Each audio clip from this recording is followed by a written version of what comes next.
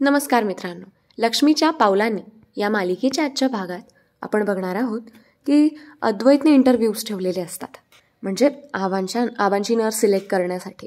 Okay, so आता interview त्यांचे almost संपण्यात आलेले असतात, म्हणजे झालेले पण असतात.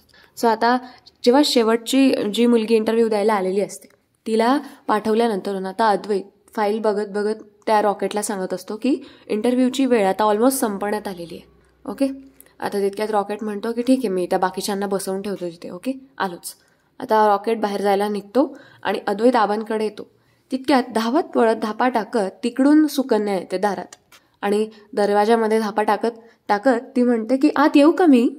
आता ती आतमध्ये अद्वैतला बघते तर खूप तिला मोठा धक्का बसतो की हा माणूस इथे. आणि धक्क्याचं सोडावं, तिला धडधडता खूपच, म्हणजे तिला खूप जास्त धडधड वाढून जाते तिची. म्हणजे अद्वैतला बघता बरोबर त्या घरात आल्यानंतरून जेव्हा तिथे घर बघते चांदेकरांचं, तेव्हा तो सगळा पूर्ण तो परिसर बघून, तिथली लोक बघून तिला अगदी धडधडायला लागतं. म्हणजे अद्वैतला बघून सुद्धा तिची धडधड खूप वाढून जाते आणि तिला कळतच नाही की तिला काय होतंय ते. आता सगळ्यांकडे बघत बघत जराशी अवघडत ती आता घराच्या आतमध्ये शिरते. तिची अद्वैतवरची नजर हटतच नसते. आता अद्वैत म्हणतो, एक्सक्यूज मी, तुम्ही इथे. आता तिची धडधड वाढलेली असते. आता ती तिच्या हृदयावर हात ठेवू लागते सुकन्या. आता त्या धडधडत्या हृदयावर हात ठेवून ती डोळे मिटते आणि त्याची धडधड ऐकत असते. आणि असं एवढं अचानक तिला का धापा लागतात किंवा धडधडतं हे तिलाच कळत नसतं. आणि ती खूप अशी चलबिचल होऊन जाते आणि स्वतःशीच म्हणते, हे काय होतंय मला. तितक्यात आता समोर उभा असलेला अद्वैत बघते ती आणि ती थोडीशी भानावर येते. आता तो पण तिच्याकडे बघत असतो आणि थोडा गोंधळात पडतो की काय चाललंय हिचं. सो आता ती त्याच्याकडे बघते आणि म्हणजे तिचं लक्ष जातं आणि ती आता म्हणते, सॉरी, आय एम सॉरी. अचानक काय झालं कळलंच नाही, पण तुम्ही इथे काय करताय. आता अद्वैत म्हणतो, व्हॉट डू यू मीन. आता लगेच ती सुकन्या म्हणते, नाही ॲक्च्युली ते नर्सच्या पोझिशनसाठी इंटरव्ह्यू आहेत ना, त्यासाठीच आले मी इथे. ए सर. आता तितक्यात अद्वैत म्हणतो, होते इंटरव्ह्यूज होते, झालेत, वेळ संपली आता. आता लगेच सुकन्या म्हणते, अय्या हे कसं शक्य आहे. नाही, मला मेसेज आला होता, हे बघा 12 वाजता इंटरव्ह्यूज आहेत म्हणून. आता नेमकं ती लेट झालेलं असतं यायला. सो आता ती टायमिंग बघते, मोबाईलमध्ये दाखवत असते आणि आता बोलता थांबते आणि म्हणते, नाही म्हणजे किंचित उशीरच झालाय मला. तितक्यात अद्वैत म्हणतो, किंचित नाही, अर्धा तास उशीर आलाय तुम्ही, वेळ संपली आहे, जाऊ शकता तुम्ही. आता लगेच सुकन्या म्हणते, सॉरी. नाही म्हणजे सॉरी, तुम्ही कोण आहात जरा सांगाल का. आता अद्वैत म्हणतो, मी अद्वैत चांदेकर. आता हे नाव ऐकताच पुन्हा तिला धडधडायला लागतं, म्हणजे तिची बेट वाढून जाते. तिचं हृदय मोठ्याने धडधडू लागतं. आता ती पुन्हा तिच्या हृदयावर हात ठेवते. आता ती भानावर येते पुन्हा एकदा आणि म्हणते, सॉरी, तुम्ही अद्वैत चांदेकर का. Sorry sorry sir, genuine problem होता ना, म्हणून उशीर झाला मला, नाहीतर अगदी वेळेत पोहोचले असते मी. मला प्लीज एक संधी द्याल का इंटरव्ह्यूसाठी प्लीज. आता यावर अद्वैत म्हणतो, त्यासाठी तुम्ही वेळ द्यायला हवं होतं. मी सांगितलं ना तुम्हाला, वेळ संपली आहे, तुम्ही उशीर आलात, येऊ शकता तुम्ही. आता लगेच ती म्हणते, अहो सर पण एकदा तर ऐका. लगेच आता आबा तिला म्हणतात, अगं तू तीच ना मंदिरातली. आता लगेच ती म्हणते, सुकन्या म्हणते की हो तीच मी, आणि हसू लागते, म्हणजे स्माईल करू लागते. आता लगेच अद्वैत म्हणतो, आबा तुम्ही भेटले होते इलाज मंदिरात. तेव्हा आबा म्हणतात, अरे ते माझ्या बोटाला लागलं होतं, मग जखमेला हळद आणि ते पान बांधलं तिने. अद्वैत आता म्हणतो, अच्छा, हाऊ कॅन यू डू दिस. सुकन्याला ओरडत असतो. तो म्हणतो, चुकीचा उपचार केलाय तुम्ही आबांवर. आता लगेच सुकन्या म्हणते, अहो त्यावेळेला जे करता आलं किंवा जे करणं गरजेचं होतं तेच केलंय मी.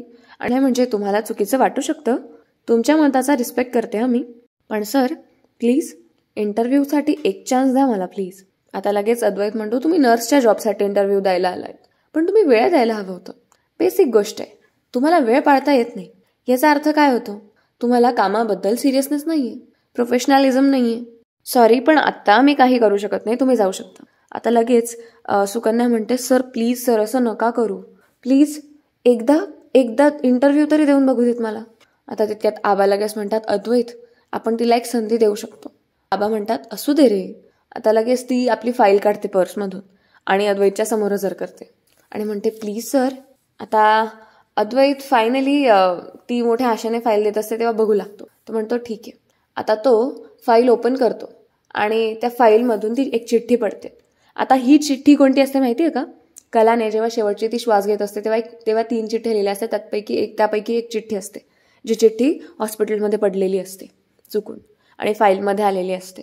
तर त्या चिठ्ठीमध्ये लिहिलेलं असतं की प्रिय चांदेकर, राहुल आणि रोहिणी मॅडम, म्हणजे त्याबद्दल लिहिलेलं सगळं त्या चिठ्ठीत असतं. आणि ती अद्वैत जेव्हा हिची फाईल ओपन करतो तेव्हा त्या फाईलमधून सगळे म्हणजे ती चिठ्ठी खाली पडते. आता अद्वैतचं त्याकडे लक्ष जातं आणि सुकन्याचं सुद्धा त्याकडे लक्ष जातं. आणि काय होतं माहितीये का, अद्वैत ती चिठ्ठी उचलेल तितक्यात लगेच सुकन्या म्हणते की सर सर सर थांबा. आता लगेच सुकन्या येते, ती चिठ्ठी उचलते आणि म्हणते माझी आहे. म्हणजे अद्वैत उचलणारच तोपर्यंत ती उचलून घेते आणि म्हणते सॉरी सर, ती माझी आहे, चुकून त्या फाईलमध्ये गेली, सॉरी हां. आता लगेच ती चिठ्ठी ना आपल्या पर्समध्ये ठेवू लागते सुकन्या. आणि आता ती फायनली इंटरव्ह्यू द्यायला लागते. अद्वैत तिला आता प्रश्न विचारू लागतो. तो म्हणतो मिस सुकन्या राईट. आता लगेच सुकन्या म्हणते हो मी सुकन्या. अद्वैत विचारतो आई वडील कुठे असतात. आता सुकन्याच्या चेहऱ्यावरचा रंग उडून जातो. सुकन्या बिचारी, तिचं म्हणजे चेहऱ्यावरचा रंग उडून जातो, ती थोडीशी अशी चलबिचल होऊन जाते. आता लगेच अद्वैत म्हणतो हॅलो आई वडील कुठे असतात. आता लगेच सुकन्या म्हणते हां आई वडील नाही आहेत. आता अद्वैत म्हणतो oh sorry I am sorry. Experience किती आहे तुम्हाला. आता सुकन्या म्हणते सर हा पहिलाच जॉब आहे माझा. आता अद्वैत म्हणतो आय एम सॉरी बट आम्हाला एक्सपिरियन्स कॅन्डिडेटच हवी, तुम्ही जाऊ शकता. असं म्हणत अद्वैत आता लगेच तिला तिची फाईल देऊ लागतो. आता लगेच रॉकेटला अद्वैत म्हणतो की रॉकेट यांना जायला सांग. आता हे ऐकताच लगेच सुकन्या म्हणते सर पण मला एकदा एक चान्स द्या ना प्लीज, प्लीज एक तरी चान्स देऊन बघा ना मला सर प्लीज. सुकन्या विचारी प्लीज प्लीज करत असते आणि अद्वैत म्हणतो हे घ्या फाईल घ्या. आता लगेच रॉकेट म्हणतो ओके मॅम झालं तुमचं, या तुम्ही आता. आता रॉकेट तिला घेऊन बाहेर जातो. वेटिंग करणाऱ्या सगळ्या इंटरव्ह्यूअर्स सोबत आता तो म्हणजे तिकडे तो आता घेऊन जातो. आणि इथे ही सुद्धा बसलेली असते सुकन्या. आणि अद्वैत आता इकडे आबांसोबत डिस्कस करत असतो की कुठल्या नर्सला सिलेक्ट करायचं. आता अद्वैत हे सगळं डिस्कस करत असताना जे आबा त्याला सांगतात आणि दोघांनी मिळून काहीतरी निष्कर्ष काढलेला असतो. आता अद्वैत लगेच बाहेर येतो आणि ऑफर लेटर घेऊन तो बाहेर येतो. आता अद्वैत बाहेर आल्यानंतरून सगळ्या नर्सेस उठतात जे इंटरव्ह्यू द्यायला आलेल्या असतात त्या. आणि आता अद्वैत ऑफर लेटर घेऊन आल्यानंतरून बोलू लागतो म्हणजे अनाऊन्समेंट करू लागतो. तो म्हणतो सो आबासाहेब चांदेकरांची नर्स म्हणून आम्ही ज्यांचं सिलेक्शन केलंय त्या आहेत मिस स्नेहा वाघ. आता ती लगेच yes thank you so much sir, म्हणजे जिचं नाव स्नेहा असतं ती मुलगी लगेच अशी उठते एकदम मजेमध्ये आणि ती म्हणते थँक्यू सर. आणि अद्वैत आता तिला म्हणतो हे घ्या तुमचं ऑफर लेटर, उद्या सकाळी बरोबर 10 वाजता. ओके 10 म्हणजे 10, मला उशीर झालेला चालत नाही. आता अद्वैत हे बोलताना लगेच म्हणजे सुकन्याकडे बघून बोलत असतो आणि लगेच ती मुलगी म्हणते की ओके सर, म्हणजे ती स्नेहा म्हणते ओके सर. आता लगेच अद्वैत जेव्हा मध्ये जातो तेव्हा लगेच सुकन्या त्याला म्हणते सर. अद्वैत थांबतो आणि तिच्याशी बोलू लागतो म्हणजे बघू लागतो तिच्याकडे. ती म्हणते मी सुद्धा या जॉबसाठी डिझर्विंग होते सर, पण तुम्ही मला काही बोलूच दिलं नाही, नाहीतर हा जॉब मला नक्की मिळाला असता. निदान एक संधी तरी द्यायचीत ना सर. आता अद्वैत म्हणतो त्यासाठी तुम्ही वेळेवर यायला हवं होतं आणि इथे हायरिंग पोझिशनवर मी आहे, त्यामुळे काय करायचं आणि काय नाही हे तुम्ही मला नका शिकवू. असंही शिकवण्या घेणाऱ्या लोकांचं ऐकायचं हे मी कधीच सोडून दिलंय. असं बोलत आता अद्वैत लगेच आतमध्ये निघून जातो आणि बिचारी सुकन्या इकडे दुःखी होऊन बसते. म्हणजे सुकन्या बिचारी तशीच दुःखी होऊन जाते. आता तिला कळत नसतं की आता हा जॉब नाही मिळाला तर काय करायचं, कारण तिला जॉबची खूप जास्त गरज असते. तर दुसरीकडे आता सायंकाळी म्हणजे सायंकाळपर्यंत इंटरव्ह्यू वगैरेचा ते जिगजिग झाल्यानंतरून ते आता बिचारी सॅड होऊन तिच्या फ्लॅटला जाते, म्हणजे तिच्या घरी जाते. तिचा चेहरा पार उतरलेला असतो कारण हातात अपयश घेऊन आलेली असते. ती आता आत येते आणि लगेच म्हणजे बिचारी दुःखी असते थोडक्यात म्हणायला गेलं तर. आणि तिला आत येताना बघून लगेच तिची मैत्रीण नेहा ती तिला बघून थोडी आनंदावते आणि म्हणते की सुखी काय गं कसा झाला इंटरव्ह्यू, मिळाली नोकरी. आता बिचारी सुकन्या म्हणते की नाही, म्हणजे बिचारी मान खाली घालत तोंड पाडत आता नाही असं म्हणते. आता नेहा लगेच उठते आणि बाजूला जाते कपाटातले आपली कामं करायला, म्हणजे ती कपाटातलीच कामं करत असते. सो आता कपाट उघडं सोडून आलेली असते त्यामुळे ती कपाट बंद करते. आणि आता सुकन्या आपल्या बॅगमधून म्हणजे आपल्या पर्समधून ती हे काढते, कॅश काढते आणि तिच्याकडे 2 500च्या नोटा असतात. आणि आता त्या पैशांकडे बघून ती आता मनोमन स्वतःशीच विचार करत असते आणि म्हणते की ही नोकरी मिळायलाच हवी होती. आता फक्त एवढे शेवटचे 1000 रुपये शिल्लक आहे माझ्याकडे, त्यात घरातलं सामान, काकांची औषधं, लाईट बिल आणि घर भाडं हे सगळंच करायचं आहे. माझं हे बेसिक खर्चच निभावतात नाकी नऊ येत आहे. आता हे असंच होत राहिलं तर माझं हॉस्पिटल उघडायचं स्वप्न कसं पूर्ण करणार आहे मी, असं सुकन्याच्या डोक्यात सुरू असतं. सुकन्या आता बिचारी शेवटी ते पैसे आपल्या पर्समध्ये टाकते चेन लावते पर्सची आणि पर्स तिथे बाजूलाच ठेवून देते आणि आता पाणी घेऊ लागते. तितक्यात नेहा तिच्या बाजूला येऊन बसते आणि तिला म्हणते, सुखी यार नेमकं झालं तरी काय? ही नोकरी ना तुलाच मिळायला हवी होती. हा नर्सचा जॉब ना नेमकं तुझ्या इतका चांगला कोणीच नाही करू शकत. पण नेमकं झालं काय गं? आता लगेच सुकन्या म्हणते, जाऊ दे गं नेहा, मला सांग काका कसे आहेत आणि त्यांची जखम बरी झाली आहे ना आता? नेहा म्हणते, हो ते बरे आहेत, पण मला सांग ना. सुकन्या म्हणते, अगं मला एक गोष्ट कळतच नाहीये की तिथे काय गोंधळ चालू होता नेमका आणि कोण होती ती माणसं. आता लगेच नेहा म्हणते, ते जाऊ दे ना, काकांनीच काहीतरी केलं असणार आहे. आता लगेच सुकन्या म्हणते की असं नाही म्हणायचं. आता लगेच नेहा तिला म्हणू लागते, तुला असं वाटतंय कारण तू जगावेगळी आहेस, पण जग त्यांना वेडाच म्हणतं आणि त्याच भरात त्यांनी काहीतरी केलं असणार आहे. बरं ते जाऊ दे, तू मला सांग इंटरव्ह्यूचं नेमकं काय झालं? सारखं जाऊ दे काय करतेस? आता लगेच सुकन्या म्हणते की मग काय सांगू तुला, माझं नशीबच एवढं युटर्न घेत असेल तर मी कितीही पुढे जाण्याचा प्रयत्न केला तर मी कशी जाणार आहे पुढे? आता लगेच नेहा म्हणते, कसला युटर्न नीट सांग की. आता सुकन्या म्हणते, अगं तो देवळातला माणूस आठवतोय तुला? अगं माझा मोबाईल त्याच्याकडे, माझा मोबाईल त्याच्याकडे. आता नेहा म्हणते, हां त्याचं काय? आता सुकन्या म्हणते, अगं त्याच्या घरीच होता इंटरव्ह्यू आणि तो स्वतःच इंटरव्ह्यू घेत होता माझा. नेहा म्हणते, अरे बापरे. सुकन्या म्हणते, त्या माणसाचा काय प्रॉब्लेम आहे तेच कळत नाही. मला तर वाटतं ना त्याला माणसंच दिसत नाही. नदेत सॉरी काय म्हणतो, थँक्यू काय म्हणतो, त्या देवळात माझ्याशी किती भांडला. हे बघ, मला मान्य आहे की तिथल्या सगळ्या गोंधळामुळे मला इंटरव्ह्यूला पोचायला थोडा उशीर झाला खरा, पण मला उशीर झाला त्यासाठी तो सुद्धा कुठेतरी कारणीभूत आहे की नाही?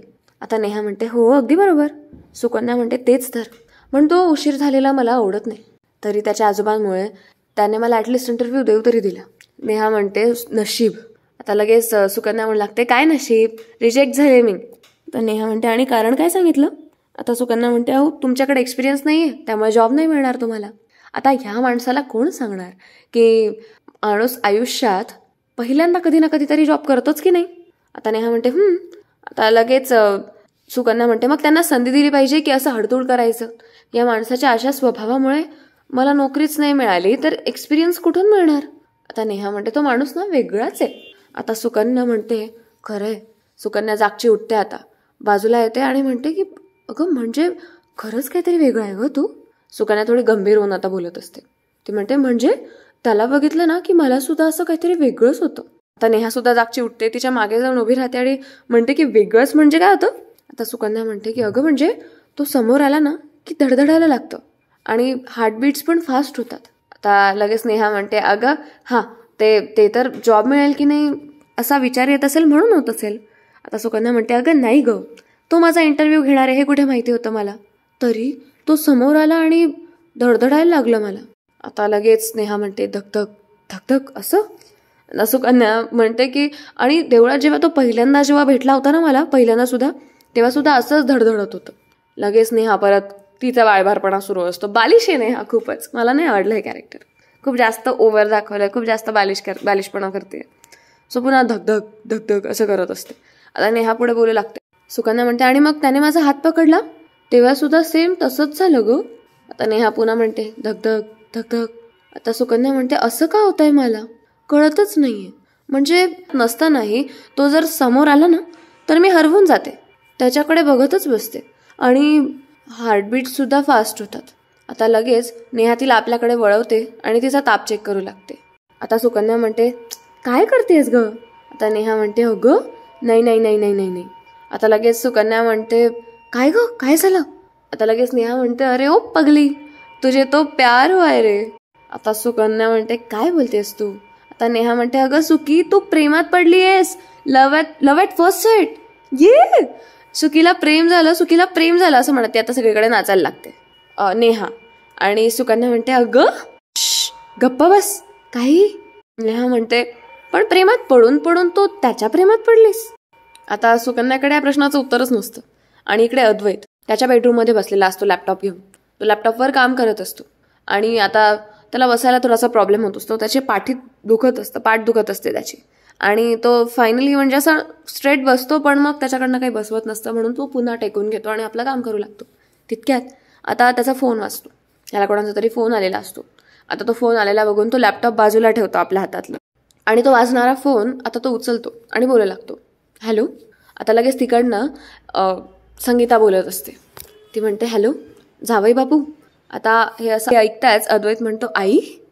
आता अद्वैतच्या तोंडून आई हा शब्द ऐकताच संगीताच्या डोळ्यात लगेच अश्रू येतात, आनंद अश्रू वाहत असतात तिचे, म्हणजे दुःखाचे पण म्हणायला हरकत नाही.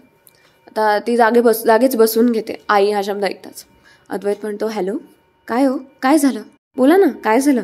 आता संगीता अद्वैतचा हॅलो हॅलो ऐकून मनोमन म्हणते आज माझी कला असती तर तिला जावई बापू मला आई अशी हाक मारतायत म्हणून हे बघून किती आनंद झाला असता. आता अद्वैत म्हणतो हॅलो आई, हॅलो आई सगळं ठीक आहे ना, बाबा बरे आहेत ना, डोळ्यात औषध वगैरे घालतायत ना, म्हणजे काळजी घेतायत ना स्वतःची. तेव्हा आता लगेच संगीता म्हणते हो हो जावई बापू सगळं ठीक आहे. मी तुम्हाला हे सांगण्यासाठी फोन केला होता की आमच्या ह्यांच्या खात्यात तुम्ही दिलेले पैसे जमा झाले आहेत आणि किराणा माल पण आलेला आहे.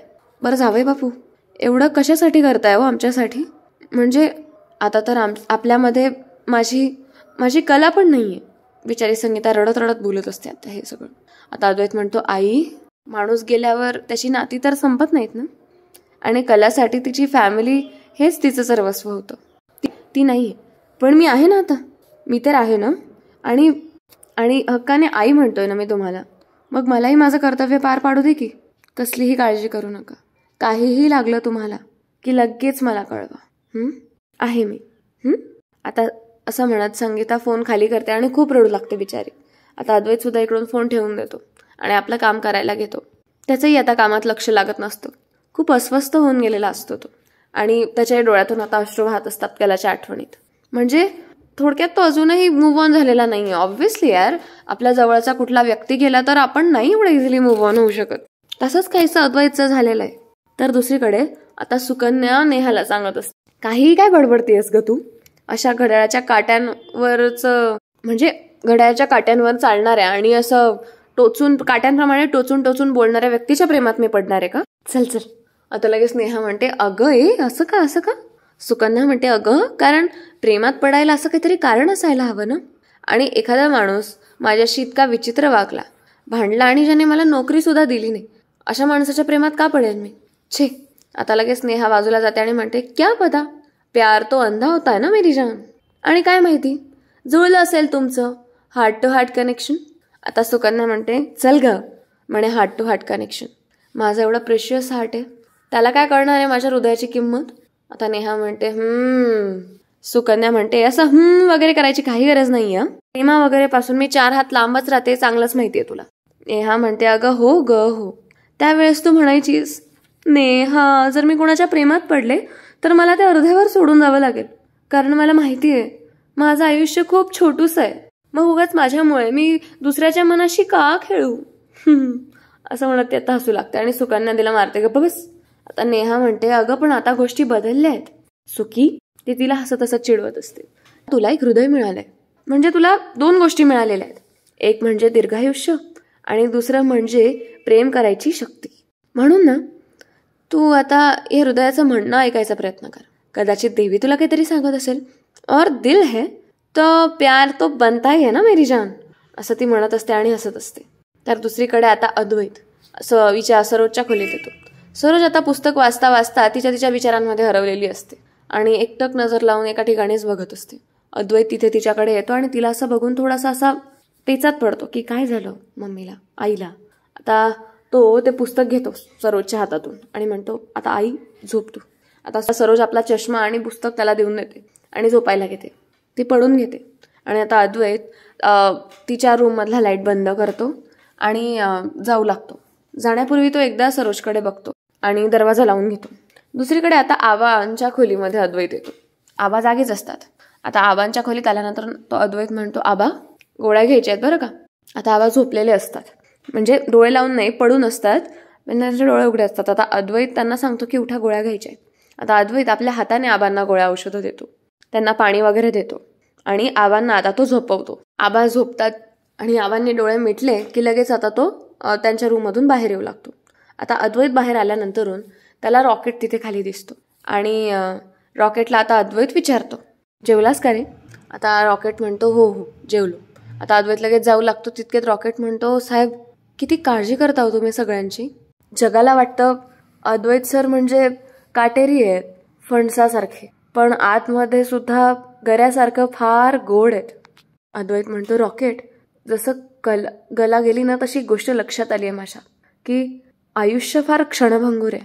कधी काय होईल कधीच सांगता येत नाही. आणि म्हणूनच मी ठरवलंय माझ्या जवळच्या लोकांची जीवापाड काळजी घेणार आहे मी आता. एनिवेज, आत्या काय करते बघून येतो, कारण ती पण खूप स्ट्रेसमध्ये. आणि तूही लवकर झोप, जागरण करू नकोस, ठीक आहे? असं म्हणून अद्वैत लगेच जाऊ लागतो. आणि अद्वैत जातो तेव्हा आता रॉकेट त्याला म्हणतो शुभरात्री आणि लगेच झोपायला जाऊ लागतो. आता अद्वैत जातो वरती आणि इकडे सुकन्या नेहाला म्हणते, झाला का तुझा फिल्मीपणा परत सुरू? उलट माझं हे हृदय मी खूप जपणार आहे. ज्या व्यक्तीमुळे मला आनंदाने जगायची पुन्हा एकदा संधी मिळाली, त्या व्यक्तीचं हृदय मी खूप जपेन. आणि हे बघ, मला जर प्रेमात वगैरे पडायचं असेल ना, तर मी कुठल्याही अशा ऐरागेऱ्या माणसाच्या प्रेमात नाही पडणार. मी माझं हृदय ना एका अशाच व्यक्तीला देईल ज्याचा त्याच्यावर खरंच हक्क आहे असं मला मनापासून वाटेल. And I promise. आता नेहा म्हणते, जमेल, जमेल. आता ती तिला हसतच असते. तर दुसरीकडे राहुल रोहिणीच्या खोलीत असतो उभा आणि चक्रा मारणं चालू असतं. तर चक्रा मारत असतो. आता राहुल म्हणतो, मम्मा मी ना फाइंड आउट केलंय, तो वेडा आता रोज तिथेच असतो त्या देवळाकडे. आता राहुल जेव्हा हे बोलत असतो मोठ्या मोठ्याने, तेव्हा अद्वैत येत असतो तिकडनं. आणि राहुल पुढे म्हणतो, बस ते काही नाही, उद्या आतातली सगळी कामं बाजूला ठेवणार आहे मी आणि तिथे जाणार आणि त्या वेड्याला गाठणार. तो वेडा ना उगाचच मरणार आहे आपल्या हातून. आता लगेच रोहिणी म्हणते, अगदी त्या कलासारखा. ती सुद्धा वेडीच होती ना, घरच्यांच्या प्रेमात वेडी. त्या दिवशी अतिशहाणपणा करून आपल्या प्लॅनमध्ये आली नसती ना, तर आज त्या वेड्याचा पाठलाग करत करत त्याला शोधत बसावं लागलं नसतं आणि आज ती जिवंत सुद्धा असती. आता राहुल पुढे म्हणतो, मम्मा. आता राहुल पुढे काही बोले तितक्यात त्याचं लक्ष दरवाजाकडे जातं आणि दरवाजामध्ये अद्वैत उभा असतो दार उघडून. आणि अद्वैत राहुलकडे बघत असतो.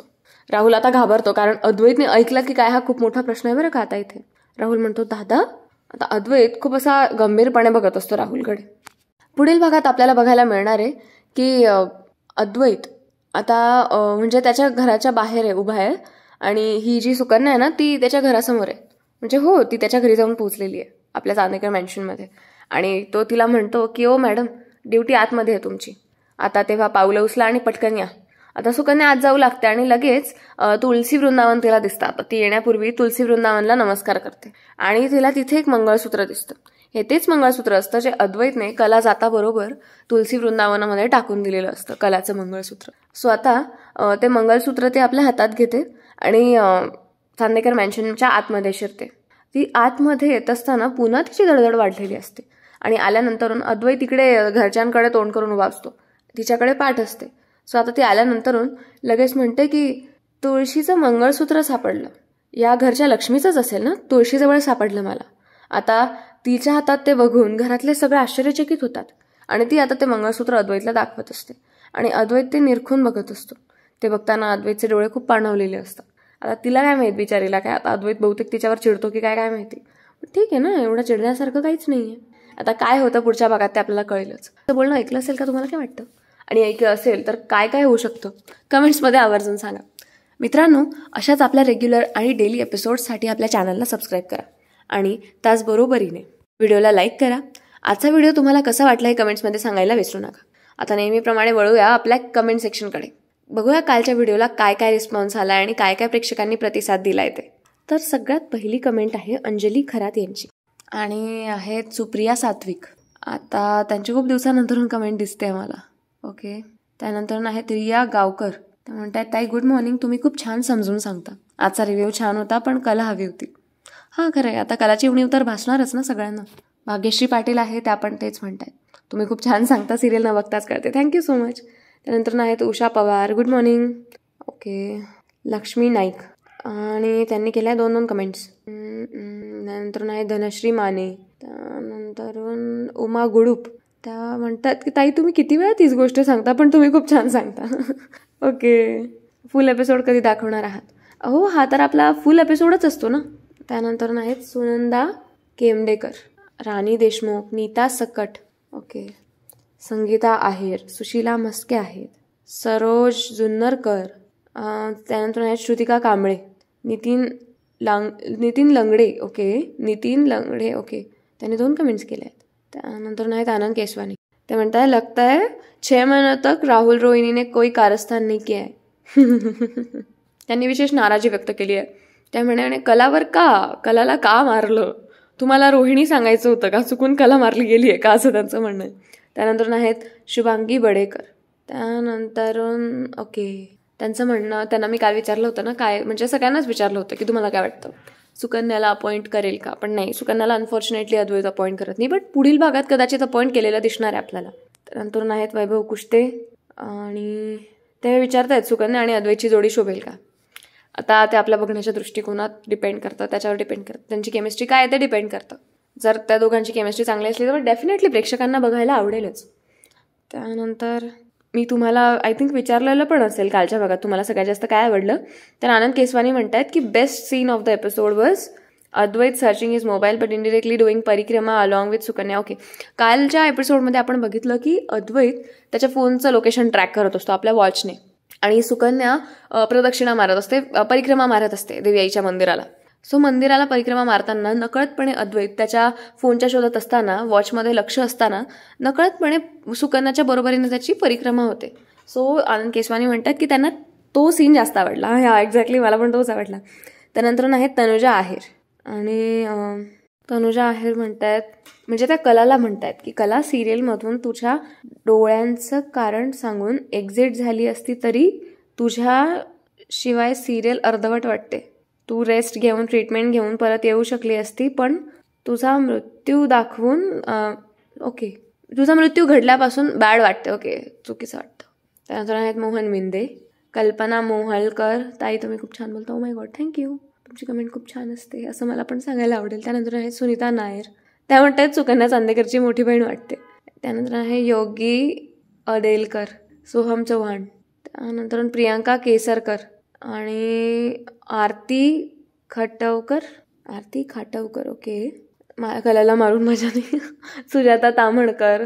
त्यानंतर आहेत रमेश सावंत. सो खूप छान छान कमेंट्स आलेले आहेत, खूप छान प्रतिसाद मिळालेला आहे प्रेक्षकांचा. तुमचं प्रेम असंच राहू देत. भेटूया पुढच्या व्हिडिओमध्ये लवकरच. तोपर्यंत धन्यवाद.